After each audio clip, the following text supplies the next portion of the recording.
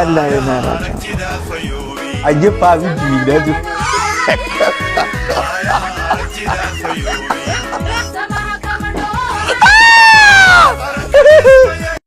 xarunteeda timabarista ugu weyn bariga Afrika